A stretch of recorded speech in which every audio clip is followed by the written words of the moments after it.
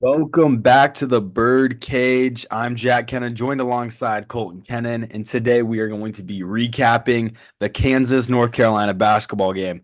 Colton, that might be game of the year, and we're a week into the season. Yeah, that game beat any game I watched in Allen Fieldhouse from last year by a mile. That game was so fun, but we were wrong. I both said there's no way we go up 20 at halftime and then they come back like we did in the national championship, and they actually did do that, but we can't. We secured the dub, so it's You all that know matters. what? Should they have done that? I don't know. Did they do that? They did. The North Carolina Tar Heels actually had a chance to win that game. And then they decided that they weren't going to score for the last 2 minutes of the basketball game. But hey, that helps out. That works out in our favor. The Kansas Jayhawks secure a 92-89 win over the number 9 North Carolina Tar Heels behind 20 points from Hunter Dickinson and 21 points from Zeke Mayo off the bench. What do you think about that, Colton? The starting lineup consisted of DeJuan Harris, David Coit, Rylan Griffin, KJ, and Hunter. I think we are both a little shocked. What do you think about that? I don't think I don't think David Coit will be starting much longer.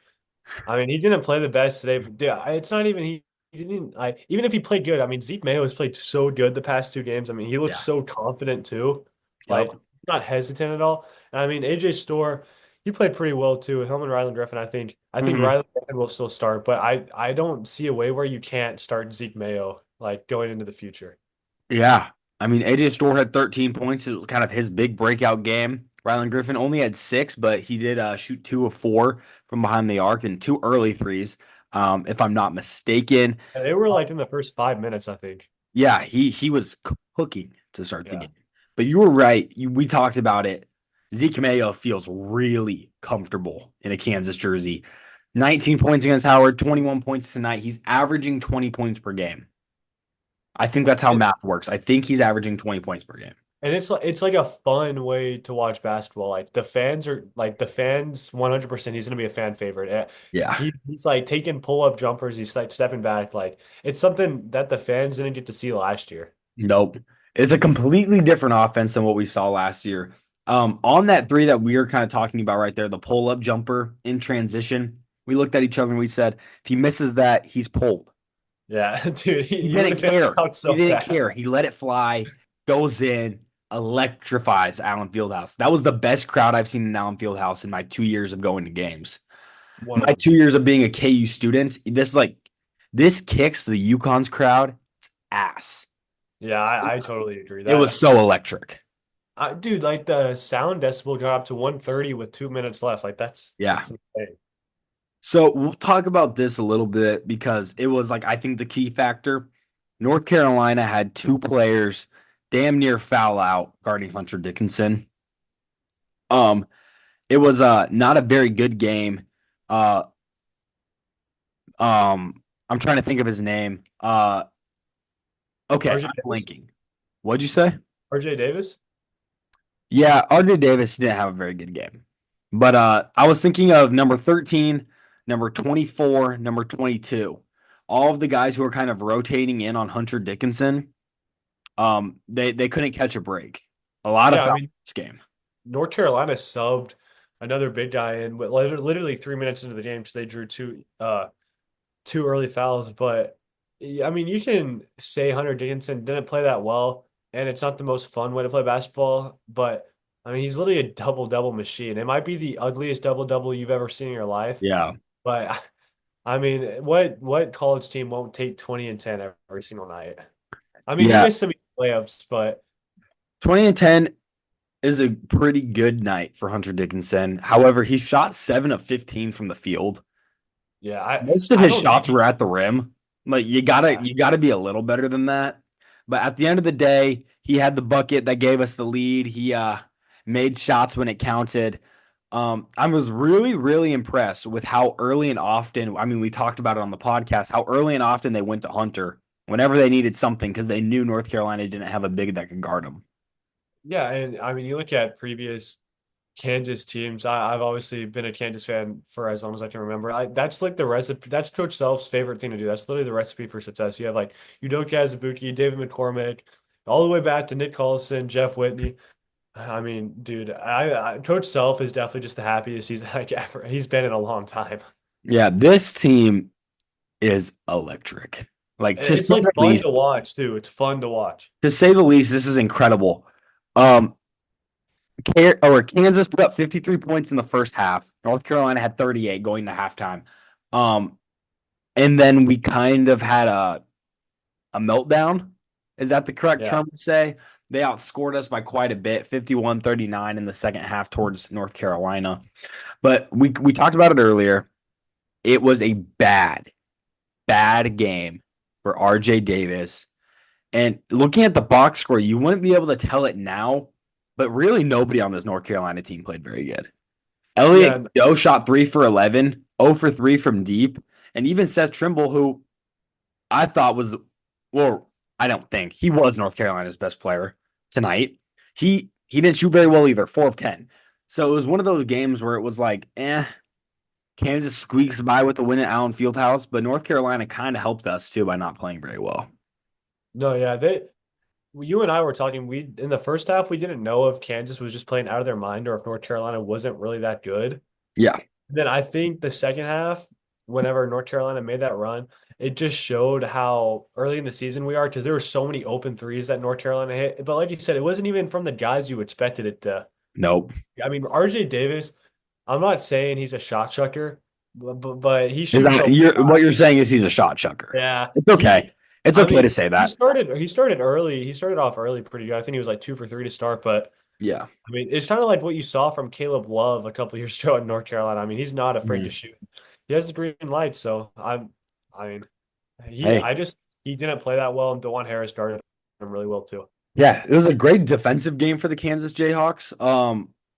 I kind of want to get a number to it, so I'll talk about it later. Or actually, I think I'll be able to talk about it now if I can find it. Yeah, we forced 11 turnovers from North Carolina. So I guess all in all, it was a really clean game of basketball. Kansas only had 4 turnovers, but it was the points off turnovers that really mattered. Kansas got 16 points off turnovers. So we did take advantage when North Carolina was turning the ball over. Yeah, Jalen Withers, um, number 24, starting forward for North Carolina, came in. Well, he started, hit 3 3-pointers all in the second half. yeah. He had a couple Um, of putback dunks too. yeah, like it was one of those games where he was kind of feeling himself. The stat sheet wouldn't say so. I think he was maybe one of North Carolina's top players tonight just because of how many shots RJ Most Davis important, took. yeah, definitely one of the most important players. But he was a real key factor to North Carolina's kind of comeback to start the second half. He was nailing threes left and right.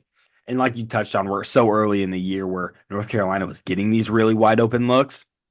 But also, it does take a good team and a good player to knock down those looks when they're given to you. I think he Yeah, did miss the ones near the end that kind of sealed it, but overall, I feel like I am happy with the performance from Kansas's defense. Um, just because I think they have the potential to be so good. yeah, and this kind of goes back to what we were talking about earlier, but also with defense. Our like closing lineup that we had out there is so good defensively too. I mean, Yeah. I think the only reason Coach Self didn't start Zeke Mayo was maybe because of his defense, but Mhm. he showed he could guard tonight. I mean, Yeah, he was we guarding Ian scored I think Jackson what for a two little bit. points. He scored 2 points in the last 2.5 minutes, I think. Yeah. Yeah, he Like, was I mean, guarding it was good. yeah, he was guarding Ian Jackson for a little bit. He was obviously switched on to RJ Davis and Elliott Cadeau at times. So it was a really good defensive game for I think most of the KU guards. There wasn't really one player individually where I was like, he didn't play very good at all. One player we talked about it, David Coit, didn't have his best game. Yeah, He I mean, he had some open shots you just missed. Yeah, He'll 0 for make 4 from the those. field. He'll make those, but the thing that's not really concerning because of how much depth we have. But I mean, he had 4 fouls. Like, Yeah. yeah, he didn't play that much, and he had 4 fouls pretty He quick. had 3 fouls. We thought he had 4, but Three. the board was actually correct. We thought they were a little slow, but they were right. Yeah, but you're right. He kind of came in, fouled quite a bit.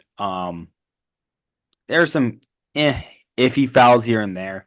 Speaking of fouls, Hunter Dickinson had 4 fouls, and every single time he fouled, you would have thought someone died. Allen Fieldhouse was pissed. Yeah. I, That to, last foul at the end was probably the worst one because the game was so close yeah. with not much time left.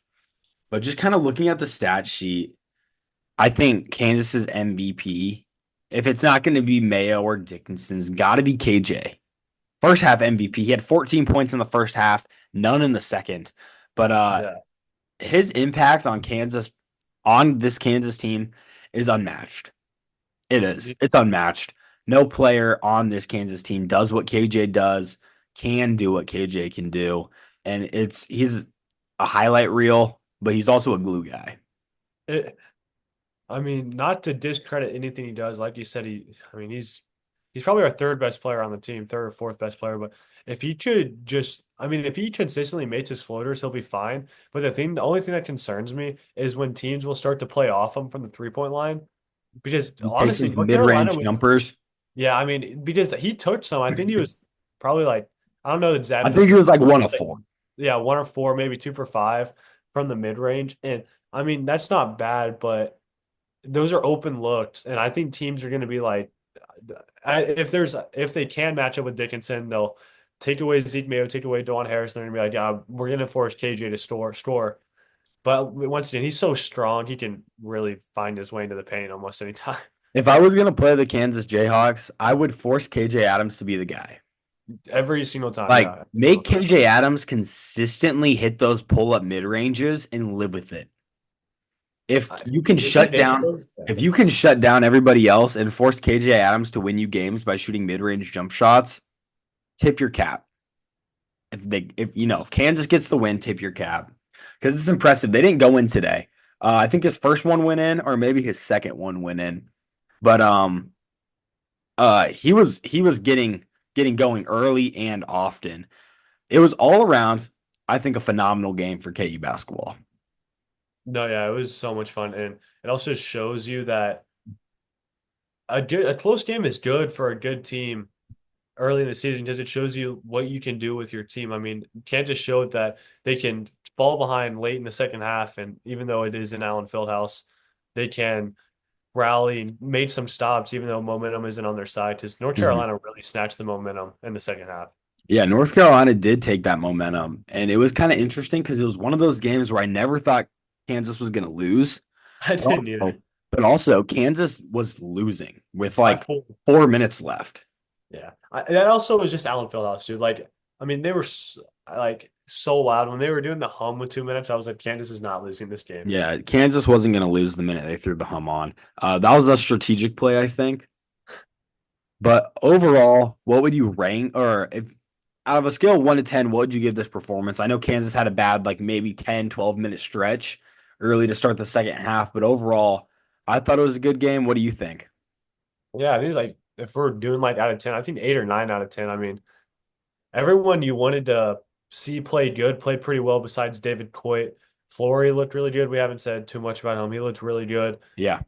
He just another spark you bring off the bench that can bring some electricity to that offense. And Mhm. I think the defense looked fine. It was a high scoring game, and I think we both kind of expected that because of how Yeah. fast both teams were. Yeah, But we mentioned that in the preview too. Both teams like to get out in transition, so it was hey, something. It shout was out to Juan Harris dunk too. That was the crazy. Dewan Harris dunk was crazy. The fact that I I don't know how long we've been recording, but we haven't mentioned that yet. Hey, That both was him and Jack and I looked at each other. We were like, we didn't know Delon Harris could do that. I figured he could because he's like listed at 6'2", but I did not know he could do that. Yeah, Like actually in game, I think everybody expected him to lay that up, and he that punched was it. awesome. That That was was awesome. impressive. What would you rank the game then on a scale of 1 to 10? 8 out of 10. 8 out of 10. Oh yeah, that's right. I already asked you that. You said eight or Yeah. nine. What about you? I What about think you? I think if you win a game, it can't be lower than 5. No, if So you, I feel like if you rank this low, like 6 or below, you're just kind of a hater. And I understand you're a Kansas fan and you wanted them to keep the blowout, but you saw how good they a can be. win's a win, and it shows how tough your team is mentally and physically. If you can have that lead and then kind of it dwindles. And North Carolina didn't like Kansas didn't throw that game away. And it also is North North Carolina, Carolina, a North good team. Carolina got defensive stops. They made plays on the offensive end. Like that just showed how good the Carolina team can be. I think Yeah, overall this game, I'm gonna go one lower. I'm gonna go 7, just because I wish Kansas was just able to pound him, put the game away early. Um, but man, that was probably in person. That was my second favorite basketball game I've ever seen. It was definitely my Maybe favorite game. third. Maybe third. I gotta see Creighton, Arkansas, and Maui 2 years ago, and then I got to see Creighton, Alabama last year. So I'd say that's my third favorite game of all time. But man, that the atmosphere in Allen Fieldhouse just gets me so pumped for like Big 12 games and the rest of Big 12 season. Um, the Kansas Jayhawks next game is going to be on Tuesday when they take on the Michigan State Spartans. I will be in attendance. I know you probably won't be on the podcast or the episode for that, the preview. So I do want to get a quick prediction from you. What do you think happens down in Atlanta? Yeah, I don't know too much about Michigan State this year. I'm not going to lie, but I don't think they're as good as Kansas. And I think if Kansas can come out and play strong in the first half again, I mean, if you secure an early lead, it helps a lot. And it's neutral court. So I say Kansas about 7 points. Yeah, Kansas 74-67, a lower scoring game. Yeah, I would agree. I would say something close to that because Izzo is a pretty good defensive coach. I Yeah, think that is in the realm of possibilities. Well, that is all that we have for you today. The Kansas Jayhawks were able to get a 92-89 win over the North Carolina Tar Heels to move to 2-0 on the season. They will play Michigan State next Tuesday in Atlanta. Kolton, thank you for joining the podcast. I appreciate you taking the time to come on here. absolutely. Thank you. And for the rest of you guys, you will see me very soon.